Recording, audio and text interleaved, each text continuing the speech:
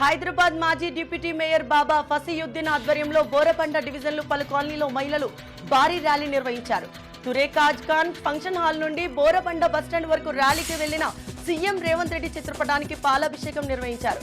Congress party ప్రజాపాలన మహిళలకు 6 గ్యారెంటీలు అందించేందుకు కృషి చేస్తున్నారని అన్నారు.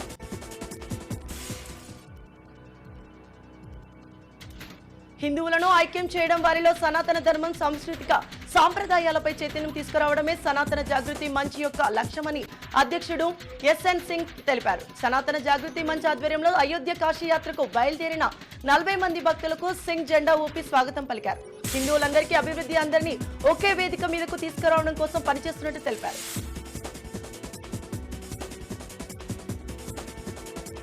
పాత బస్తీ ఎందుకు అభివృద్ధి కావడం లేదని నగర మాజీ డిప్యూటీ మేయర్ సుభాష్ చంద్రజీ ప్రశ్నించారు. పాత బస్తీలో ఎంఐఎం ప్రజాప్రతినిధులు రాష్ట్ర గ్రేటర్ బడ్జెట్ కేటాయింపులకు తీవ్ర అన్యాయం జరిగిందని నిలదీయకపోవడం దారుణమని అన్నారు. మాజీ డిప్యూటీ మేయర్ ప్రభుత్వ పథకాలన్నీ పాత బస్తీకి ఎందుకు చేరడం లేదని నిలదీశారు.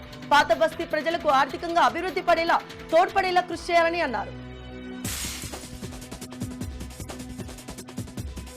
విజయ్ సంకల్ప యాత్రలో భాగంగా BHEL చౌరస్తా నుండి పటాన్ చెరువు వరకు బీజేపీ ర్యాలీ నిర్వహించారు.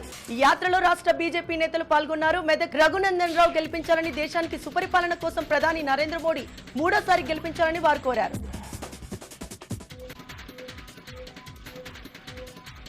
రమాకాంత్, అవంతిక, భానుశ్రీ హీరోయిన్లుగా తెరకెక్కుతున్న యాక్షన్ ఎంటర్టైనర్ సముద్రుడు ఈ చిత్రాన్ని కీర్తన ప్రొడక్షన్ పతాకంపై బాదావత్ కిషన్ నిర్వహిస్తున్నారు. నగేష్ నారదాసి దర్శకుడు అన్ని కార్యక్రమాలు పూర్తి చేసుకుని విడుదలకు సిద్ధంగా ఉన్న ఈ సినిమా టీజర్ సెయింట్ పీటర్స్ కాలేజీలో విడుదల చేశారు.